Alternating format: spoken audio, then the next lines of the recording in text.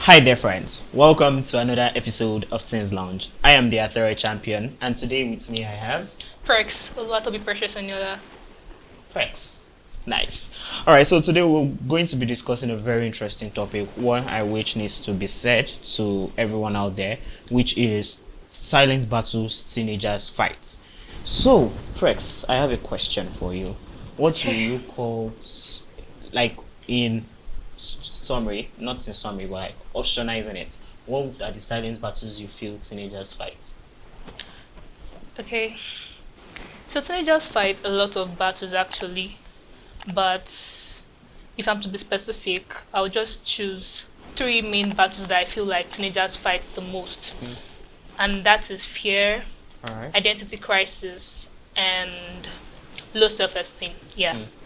All right, so you've outlined fear, you've outlined low self-esteem, and you've outlined identity crisis. So I'd like us to go from the last one you mentioned, the latter, Okay. identity crisis. What do you mean by identity crisis? Okay, so to me, um, I feel like not every teenagers know who they are. So to me, identity crisis is when you don't know who you are. You don't In know what summary, you yeah. are. All right, so you saying this, is it in the sense of this not knowing your potential, or you're talking in the sense of bisexual and stuff like that? No, not knowing your potentials. Not knowing your potential, but it's not quite easy with everything that is going around with True. stocks here and there. But we're going to come back to that. You Okay. also mentioned about low self-esteem. What do you mean? Okay, so one of the reasons I chose low self-esteem, why I chose to talk on low self-esteem is because I've been there, I have various experiences, personal experiences on low self-esteem. So that's the thing is just that you see fear, identity crisis, and low self-esteem. They are all interwoven. They are all interwoven because when you have fear as a teenager, most teenagers actually go through fear. So when you have fear as a teenager, before you know it, you start questioning who you are. Like when I say fear, I mean fear in the sense that maybe fear of disappointing your parents, fear of failing exams, Oh, I thought you were fear. actually talking about fear of missing out, but that's They are all interwoven. intertwined. Yeah. Okay. So fear of missing, yeah, fear of missing out, FOMO. We call it FOMO actually. Fear of, I said fear of disappointing parents and fear of standing in front of crowd as well. Then when Is you, that a fear that is for teenagers or basically for everyone? I feel like it starts from a teenage age. Ah, nice. Well, I don't happen to have it, but Same nice. here. All right. So, talking about identity crisis now, there are a lot of teenagers out there who happen not to feel the potential of who they truly are, who happen to deviate from what they truly are. I won't want us to go today because there's this. I think we already discussed it in another avenue. But what would be the solution to teenagers having to go through identity crisis? Okay. So as I said earlier, fear, identity crisis, and low self-esteem are all interwoven. So when you have fear, before you know it, you start questioning who you are, Mm. especially fear of missing out. You feel like you are behind. You feel like others are already out ahead of you, and when you have fear and it moves to identity crisis, you become confused. So there are different ways where how you can know who you are, so that the world will not define you for you. Mm. So there are different ways you can know who you are, and the first way is for you to discover yourself. Mm. Discover yourself. Discover what you are good at, your interest, what you find interest in. Let's take me for example. I discovered myself. I discovered one of the things I like last year. I think that was late last year. I discovered that I love writing. I love writing, and how it started was really funny. I don't think I would share that. I always thought it was actually okay. Let me share it, shall. I always thought it was really funny. It started on a note that all this small this how do I put it now? This small like cardboards that they put in different colors. Mhm. So I saw Rachel Abanishe online. I think that's her surname, Rachel Sha. So she writes memory verses or motivational quotes into those papers. So and I was like, oh wow, I think I can do this. I think I can do this. So I started reading my Bible. I was actually reading my Bible, but I paid more attention to the verses. So I'll just write out the ones that eat me, you get. So before I knew it, I would just like take lessons from those verses. And before you knew it, content writing was my thing. And I discovered that I love speaking. I love speaking. I like to talk. Hey, I like to talk actually. So, and I was like, oh, wow, I think I can go into public speaking. So I took some courses and thank you, Joshua Precious. Let me just use this moment to shout out to Joshua Precious, Ola Olumide. Thank you so much. So I attended an online class that he organized. So after that, they gave us a certificate of participation, and that one gave me the confidence that okay, I think I can go into this now. Then also, okay, so those are the two main thing that I discovered that I had interest in. Oh, okay. I also discovered that I could motivate people. So through my content writing, I could motivate people as well, and through my Interesting. speaking. Then I love to sing, so I started singing in church, at school, fellowship leader, cozy. So I started singing at church and at school. So that also built my confidence. So as I said earlier, discover yourself, discover those interests that you know that those things that you know that you have interest in. Then secondly, I would say you should find a mentor. Find a mentor. Once you have discovered those things that you have interest in, research, do your research, follow creators or follow creatives that are into those things that you love or those things that you have interest in. So find a mentor.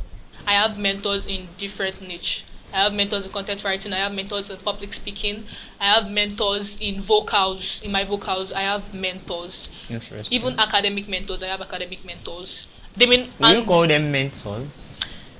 Academic mentors, or you just say there are people you look up to that help you? true. Yeah, there are people. You know, I there's look a up. definition. I think mentor is someone who helps you in the line of what you are and puts you through. So would you Yeah. call them mentors? Okay, so based on what you said, I would not call them mentors. I would not call them mentors.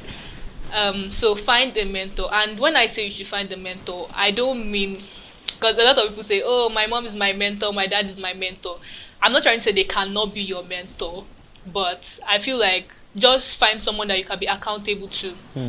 someone that you know that oh, if I do something, blah blah blah blah blah, like the person will scold me. Not if you offend your parents now, they can just drag you. Oh yeah, sorry, don't worry.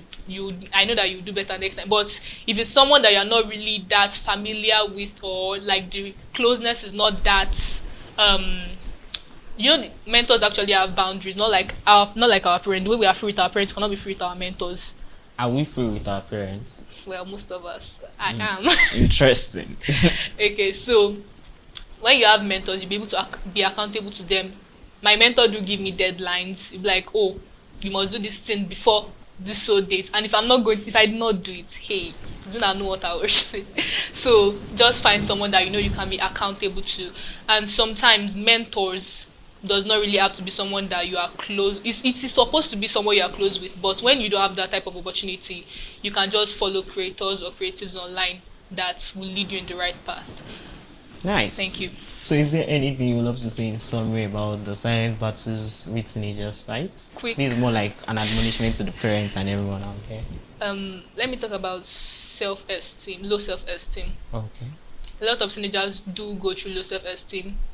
I've gone through low self-esteem before, and what made me have a low self-esteem was my body. Okay, so around like the age of 11, 12, 13, I was already at the puberty stage. So, pimples, everything. So I started having it. So it made me think less of myself. I felt like, oh, other girls, because I'm a girl, so I felt like other girls are better than me. Like they were really proud of their body and all, but there was me trying different products. Still, nothing was working. Like I could not go out. I think that was one of the things that made me an introvert. It was not literally the thing that made me an introvert, but one of the things. And my parents didn't really let me go out like that. My parents are not social people like that. So that's another thing, another reason why I'm an introvert actually. So I'll just say for people that are having low self-esteem because of their body, there are different reasons why teenagers have low self-esteem actually. So if you're having low self-esteem because of your body, I just want you to know that you are fearfully and wonderfully made. That was one of the things that made me cherish myself, no matter what happens to my body, no matter what condition or pimple or anything. I don't want to know. So I just want you to know that you are fearfully and wonderfully made. Don't let anybody judge you based on how you look. Don't let anybody look down on you because of the way you look or sound. So just know that you are fearfully and wonderfully made, and I'm rooting for you. Thank you. Nice. So that being said, I would just like to admonish every teenager out there. Yes, it is okay for you to go through stuffs. Yes, it is okay for you to feel some certain way. It shows you are human. Please allow yourself to feel. Please allow yourself to heal most times, because if you bottle things up, with or without you, this is the hardest truth that people don't really want to hear about. With or without you, life will move on. People can, no, God forbid, but if anything happens, yeah, people only feel it for 2 3 months, but after then life must go on. So if you are going through stuff, if you are not feeling too good about your body, just know that there's someone out there who is facing worse than that. So feel good about yourself, allow yourself to feel, allow yourself to heal, and always remember that if no one else tells you I love you but God loves you more, this is me also telling you that you should please like, share, subscribe. This is our channel. This is an avenue for us to voice things out. You could also do us the favor of dropping in the comments topics you would love for us to talk about more, and every other thing that has to do with that. I am the Arthur champion. I love you but God loves you more. Be real. Evil.